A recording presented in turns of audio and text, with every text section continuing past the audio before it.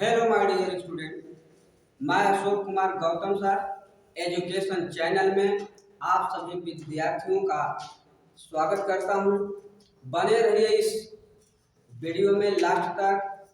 अगर ये वीडियो पसंद आए, समझ में आए तो मेरे दोस्तों लाइक और सब्सक्राइब और शेयर जरूर करें। चलिए, आज का हमारा विषय होगा प्रत्यय। आज हम प्रत्यय पर विस्तार से चर्चा करने वाले हैं। मेरे बच्चों, प्रत्यय है क्या, पहले हम इसको परिभाषा के माध्यम से जानेंगे।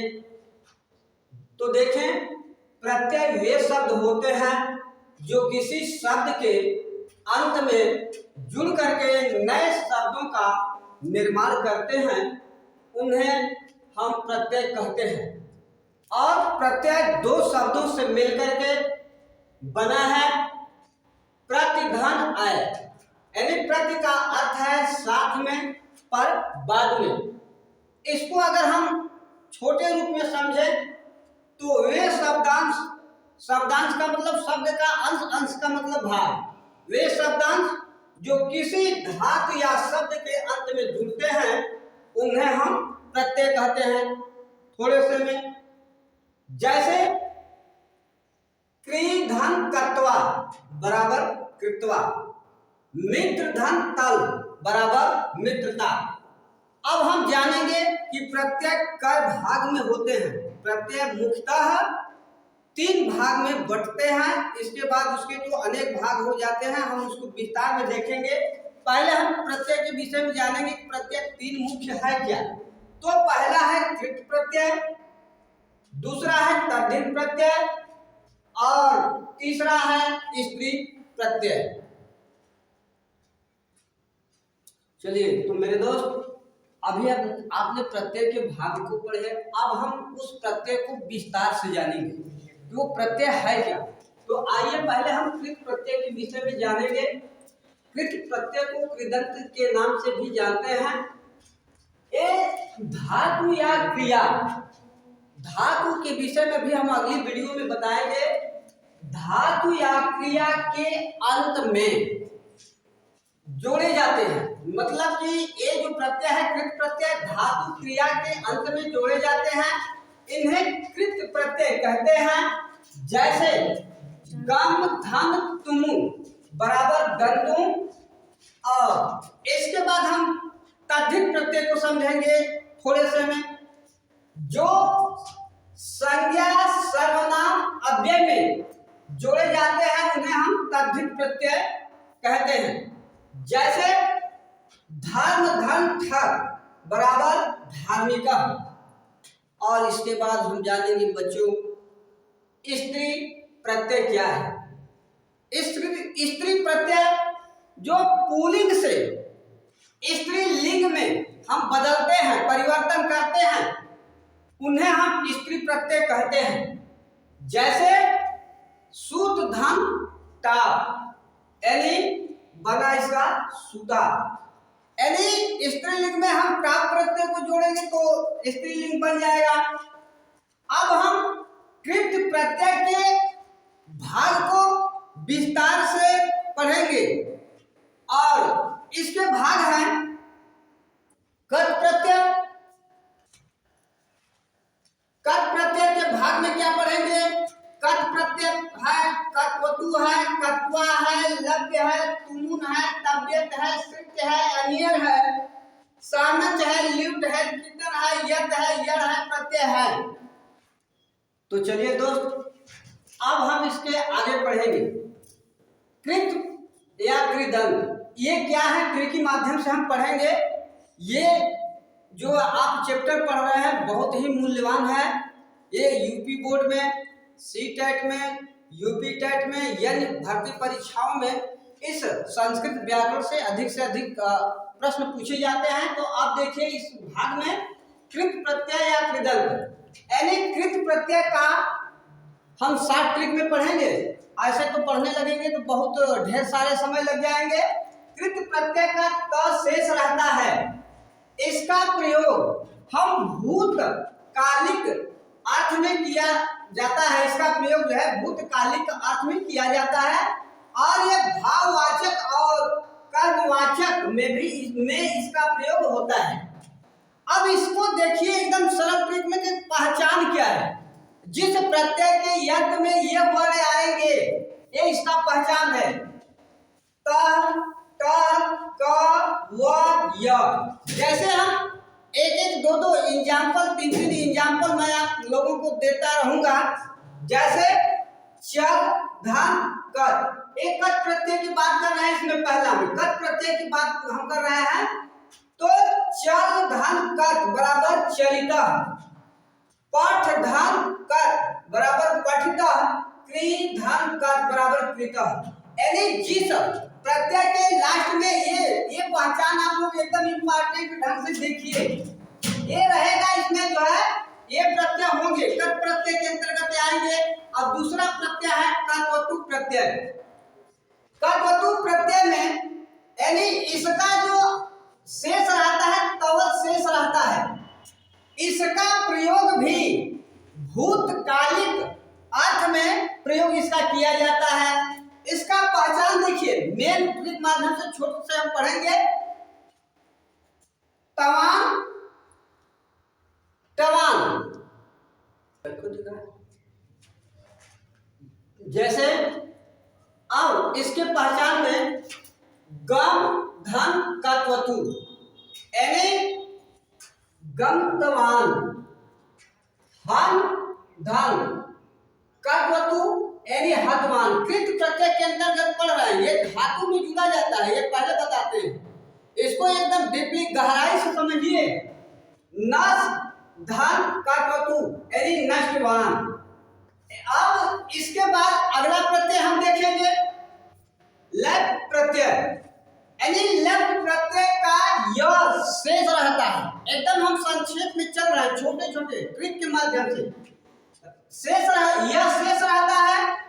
इसका अर्थ कर या करके होता है और इसका प्रयोग उपसर्ग के साथ होता है। यानी जिस प्रत्यय में पहला पद उपसर्ग हो यानी उपसर्ग के साथ इसका प्रयोग होता है। पहचान में देखो, जैसे ये दिया है उपसर्ग में उपसर्ग धन धातु, तब ये य शेष बचता है। जैसे अन, धन, भू, धन, लय यानी अनुभू है। प्रण, धन, रम यानी लट प्रत्यय जोड़ेंगे प्रणम में। अब आ, धन, गम, धन और लट प्रत्यय जोड़ेंगे आगम में। तो आइए चलिए हम अगला प्रत्यय के विषय में जाने। छोटे रूप में एकदम छोटे ट्रिक में जो है हम पढ़ा रहे हैं। देखिए तुमुन प्रत्यय। तुमुन प्रत्यय यानी तुमुन प्रत्यय का प्रयोग के लिए होता है। यानी तुमुन प्रत्यय का जो प्रयोग है के लिए हम करते हैं। यानी इसका तुम शेष रहता है और ये हमेशा जो है बात हो रही है कृत प्रत्यय की, यानी धातु में जोड़ा जाता है। जैसे इसका पहचान में है, जैसे गम। गम क्या है? एक धातु है और इसमें तुमुन क्या है? एक प्रत्यय है। इसको हमने जोड़ दिया और हमारा बचता है, मतलब शेष बता रहा है कि शेष क्या बचता है? तुम। यानी गम धातु में तुमुन प्रत्यय को मैंने जोड़ दिया तो बन गया गंतुम। एग्जाम्पल के लिए हम दे रहे हैं। एक और एग्जाम्पल देख लो, हस, धन, तुमुन। यानी ये हस धातु है, तुमुन प्रत्यय है, हस तुम। यानी अब देखिए अगला हन धन तुमुन यानी हंतुम। तो मेरे दोस्तों ये छोटे छोटे पार्ट में एकदम हम जो है सरल ट्रिक से आप लोगों को जो है समझा रहे हैं। अब अगला देखिए, चूंकि प्रत्यय बहुत बड़ा प्रकरण है, अगला प्रत्यय हमारा होगा तव्यत प्रत्यय। तव्यत प्रत्यय का जो है व्यय शेष रहता है और इसका पहचान है। अगर किसी प्रत्यय के लास्ट में जितने ट्रिक के माध्यम से पढ़ा रहे हैं उसको जो है अंतिम अक्षर देखिए तव्य, तव्य ये इनके पहचान है। प्रत्यय में अगर लगा होगा इस प्रकार का तो हम तुरंत जान जाएंगे कि कौन सा प्रत्यय है। जैसे एग्जाम्पल लेते हैं, जैसे पठ।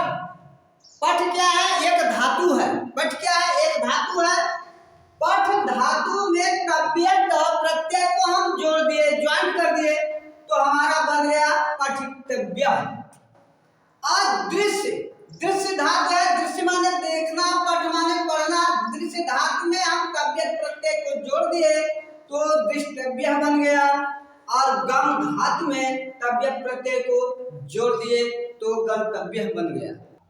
तो मेरे दोस्त अगला प्रत्यय होगा बहुत ही इंपॉर्टेंट, टीजीटी, यूपी टेट, यन परीक्षाओं में ये विशेष रूप से इस प्रत्यय के अंतर्गत आते हैं। जैसे सत्य प्रत्यय। यदि सत्य प्रत्यय का एकदम संक्षेप में बता रहे हैं, सत्य प्रत्यय का प्रयोग किसी कार्य को करते हुए के अर्थ में होता है, यानी इसमें लगातार कार्य का होना पाया जाता है। और इसी के अंतर्गत सत्य और निष्ठा प्रत्यय के नाम से भी इसको हम जानते हैं, अंतर जो है जानते हैं। यानी इसका लास्ट में यद शेष रहता है। सत्य प्रत्यय का प्रयोग परसमय पदिम के साथ होता है। इसका पहचान आप लोग एकदम पहचान कराइए, सरल ट्रिक के माध्यम से एकदम जानिए। पहचान क्या है? लास्ट में प्रत्यय क्या आएगा, आपको जो है विस्तार में तो जानना नहीं है, ये एकदम है आपको जो है छोटे रूप में जानना है। न, त, यंती, ती, यानी जो प्रत्यांत रूप बनते हैं कृदंत के अंतर्गत, उसमें लास्ट अक्षर में न रहेगा, ट रहेगा, यंती रहेगी, ती रहेगा। एग्जाम्पल से देखिए, जैसे धाव। धाव क्या है भाई? एक धातु है। अब इसके बाद श्रित क्या है? प्रियांशु, श्रित क्या है? ये प्रत्यय है भाई। क्या है? प्रत्यय है। अब इसको जब हम ज्वाइंट कर देंगे, जोड़ देंगे, तो बनेगा हमारा धावन। यानी देखो इसमें ना है, लास्ट में न मिल गया। अब इसके बाद देखिए दूसरा एग्जाम्पल, खाद क्या है? ये धातु है। प्रियांशु क्या होगा? धातु है। खाद धन सत्य को हम जोड़ेंगे तो हमारा हो जाएगा खादन। नम धन सत्य बराबर नमन। तो मेरे दोस्तों देखिए, इस पहचान के अंतर्गत जब अंतिम एक प्रत्यांश जब बन करके आएंगे, प्रत्यय बनेंगे, तो इससे मिलान करके बस एकदम सरल जो है विकल्पों में कर लेंगे। अब अगला प्रत्यय, तो चलिए मेरे दोस्त अगला हमारा प्रत्यय है यानी सानच प्रत्यय। यानी इसका जो है आन, यानी सानच प्रत्यय का आन जो है शेष रहता है। और सानच प्रत्यय का प्रयोग किसी कार्य को करते हुए के साथ होता है। इसका पहचान देखिए, आनह, मानह, सानह, यारह, सानह। जैसे रुच धातु है, रुच धन सानच, यानी रोच मारह हो गया।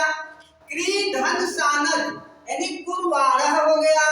सेव धातु में धन सानच को जोड़ेंगे, सेव मानह हो गया। अब अगला प्रत्यय है मेरे दोस्त, एकदम ट्रिक के माध्यम से जानेंगे, अलिय प्रत्यय है। इसका पहचान है अनिह, अड़िह। जैसे पूज धन अनियन, यानी पूजनीय। दा धन अनियन, दानिया।